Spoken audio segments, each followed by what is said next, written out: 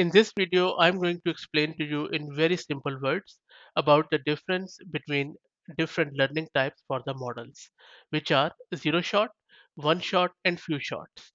Let's have a look at zero shot one. On your screen, we have a model in the middle. This model is trained on the data set which consists of an image of horse, the attribute of horse, and then also we have given it the attributes of zebra. The attributes of zebra tells us that if you see any picture which is horse-like and it has black stripes on white, then it's zebra. Notice that we haven't given it any image of zebra. This is called as zero shot because we haven't given it any, or we have just given it zero example of this zebra. But still, whenever this model is shown any picture of zebra, it should be able to infer from its data set or input that it's a picture of zebra. Now, for one shot, we have given it one example or one image of zebra, which makes it more quicker and more learned. So this time, model has not only got the attributes of a zebra, but also one example of zebra.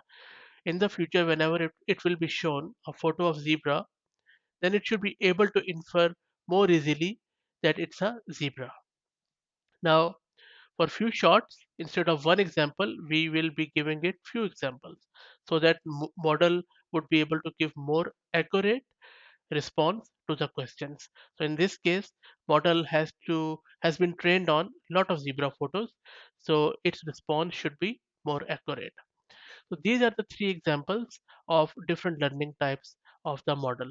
Now you can see that this is a very simple example, but if we have a huge data set and there are a lot of new classes, for example, you are in the healthcare industry and you are doing research on molecular biology, or there are a lot of diseases and viral things which which you need this model to train on, and there are millions of things, so you cannot go in and give photo of everything, every molecule or every virus or every helix or all those terminologies to this model.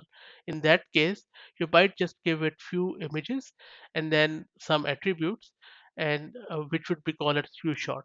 So only on the basis of that those few shots, this model should be able to make or should be able to infer the output. So this is the whole idea behind these learning types.